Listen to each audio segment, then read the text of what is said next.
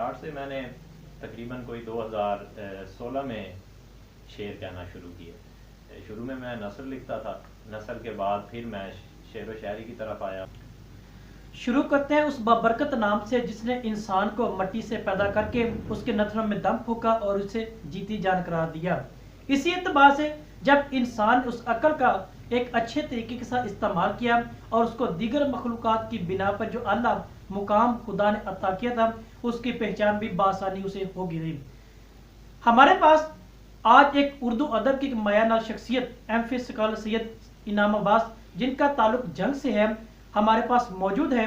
تو آج ہم ان کی شخصیت سے ان کے بارے میں جانیں گے اور بنیادی طور پر ان کی اس فلسفے کو، اس نظریے کو اور ان کی سوچ کو دیکھیں گے جو بطور پاکستانی ہونے کے ناطے اردو زبان کو قومی زبان کا درجہ دلوانے میں اور اپنی اس ان تک محنت کو اپنی پہچان کے ذریعے، کوششوں کے ذریعے ہمیں وہ متعارف کرواتے نظر آتے ہیں.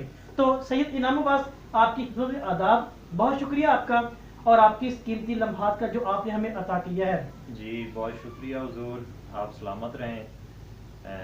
اور سب سے پہلے تو میں یہ کہنا چاہوں گا کہ ایک بہت عمدہ سلسلہ آپ نے شروع کیا ہے کہ ہم جیسے اسٹوڈنٹ جو کوشش کر رہے ہیں اردو ادب میں کچھ کرنے کی اور اپنی بات کو لوگوں تک پہنچانے کی کہ ہمارے معاشرے میں اردو کا کیا مقام ہے، کون سے مسائل درپیش ہیں اس زبان کو. اگر آغاز کی بات کی جائے تو نہ صرف آغاز میں اردو ادب کو مختلف مسائل کا سامنا رہا، ہمارے معاشرے میں بھی آپ فکشن دیکھ لیں، آپ شاعری دیکھ لیں، ہر ایک فیلڈ میں اردو زبان جو ہے وہ اب بھی ایسے لوگوں کی منتظر ہے کہ جو لوگ اردو زبان میں کچھ کریں، اور منتظر ہے وہ ایسے لوگوں کی، آپ جیسے لوگوں کی کہ جو اردو زبان کی ترویج میں، اردو زبان کی اشاعت میں اور لوگوں تک اردو زبان کی بنیاد کو پہنچانے میں اپنا کردار ادا کر رہے ہیں. تو شاہ جی میں اپنے دوستوں کے لیے جو کہ ہمیں آج دیکھ بھی رہے ہیں تو جن کی سماعت آپ کی آواز کے ذریعے وہ پہچانی جا رہی ہے، تو سب سے پہلے ان کے لیے تھوڑا سا چاہوں گا کہ آپ اپنے تعارف میں ہمیں بتائیں تاکہ بنیادی طور پر آپ کی وہ چیز ہمیں بآسانی سمجھ میں آ سکے. آپ تو بہتر جانتے ہیں.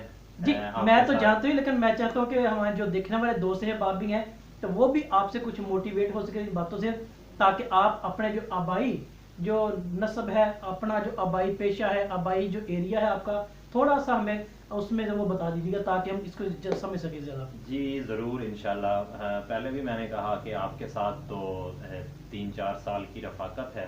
جی جی تو آپ بہتر اس چیز کو سمجھتے ہیں. باقی آپ کے لیے جو سامعین ہیں، سننے والے اور آپ کا چینل دیکھنے والے لوگ ہیں، تو ان کے لیے میں مطلب کہ اپنے بارے میں کچھ بتا دیتا ہوں.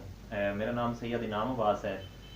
بیسیکلی میں جنگ سے تعلق رکھتا ہوں اور جنگ کی تحصیل 18 زاری کے ایک گاؤں اچ نوری گل امام سے. تو ہمارا جو سلسلہ ہے وہ بخاری نقوی سادات سے ہے، اچ سادات سے ہے. جنگ میں اچ جو ہے وہ علم و ادب کا آغاز سے ہی گہوارہ ہے. اچ کی تاریخ آپ پڑھ لیں تو اچ کا جنگ کے ادبی منظرنامے میں، جنگ کے سیاسی منظرنامے میں، علمی منظرنامے میں اچ کا ایک خاص کردار رہا ہے. تو میں نے اپنی بنیادی تعلیم جو ہے وہ اپنے گاؤں سے ہی حاصل کی اور اس کے بعد ایف اے میں نے گورنمنٹ کالج جنگ سے کیا.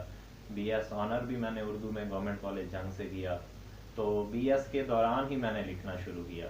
تو لکھنے کا تو ابھی تک مکمل لکھنا نہیں آ رہا.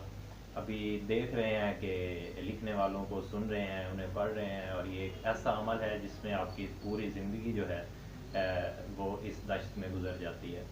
تو اسٹارٹ سے میں نے تقریباً کوئی 2016 میں شعر کہنا شروع کیے.